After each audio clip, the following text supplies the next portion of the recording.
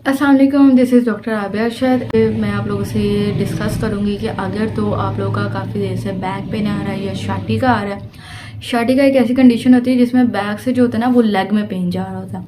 तो अगर तो इस तरह की कोई कंडीशन आ रही है और वो ठीक नहीं हो रहा, काफ़ी टाइम भी गुजर गया, तो आपको क्या करना चाहिए। बेसिकली 2 ब्लड टेस्ट हैं जो कि आप लोगों को करवा लेने चाहिए। First is that vitamin B12 and second is that vitamin D.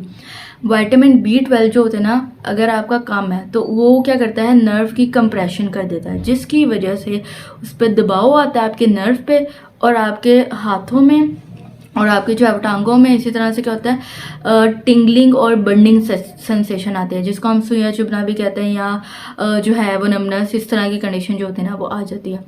तो उस पे जो होता है ना आपका, अगर आप ये करवाते हैं, और 70% चांसेस है कि आपका विटामिन B12 जो होता है ना वो कम ही आता है। और सेकंड हमारे पास है विटामिन डी। ठीक है, अगर तो आपको जो है वो बैक पेन आ रहा है, स्टिफनेस आ रही है, खिंचाव रह रहा है और वो ठीक नहीं हो रहा, तो आपको विटामिन डी का टेस्ट जो है ना वो भी लाजमी करवा लेना चाहिए, और इसके भी बहुत चांसेस है कम है। और अगर तो आपको ये दोनों टेस्ट रिकमेंड किए गए ना, तो बहुत 50% से ज़्यादा चांसेस है कि आपके दोनों के दोनों लेवल जो होता है ना वो कम में आता है। अब इसका ट्रीटमेंट क्या होगा। बेसिकली इस कंडीशन में आपको विटामिन B12 और जो विटामिन डी है ना, ये एज अ सप्लीमेंट्स जो है वो आप लोग को ले लेने चाहिए। ठीक है, मल्टी विटामिन्स जो होता है वो रिकमेंड किए जाते हैं, वो जो है ना वो आपको ले लेने हैं।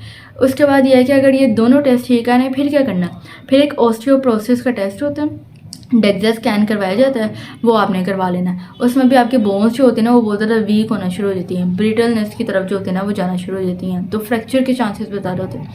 बट कंडीशन यह है कि अगर आपकी बोन्स जो है वो ऑस्टियोपोरोटिक हो रही हैं, तो कंडीशन में क्या होता है कि सारा का सारा जो स्ट्रेस होता है वो आपके जॉइंट्स पे आ रहा होता है और आपके बोन्स पे आ रहा होता है। ठीक है, तो इस वजह से जो होता है ना वो इफेक्ट हो रहा होता है। तो आपको क्या करना है, और ये सारे के सारे टेस्ट आपने तभी करवाने हैं जब आपका MRI और एक्सरे जो है ना वो ठीक आ रहा है। लेकिन अगर एक्सरे में भी मेंशन है कि भाई क्लियर कर जो है वो स्टीनोसिस आ रही है, या फिर आपका जो है डिस्क बल्ज आ रहा है, जो कि MRI में जो है वो बड़े अच्छे तरीके से नज़र आ जाता है, फिर आपको इन सब टेस्ट को करवाने की ज़रूरत नहीं है, फिर आपने फिजियो ही करवानी है। बट अगर जो है आपने टेस्ट करवाया और उसमें सारा कुछ ठीक आ रहा है, तो फिर आप जो है इन ब्लड टेस्ट की तरफ जाएँ।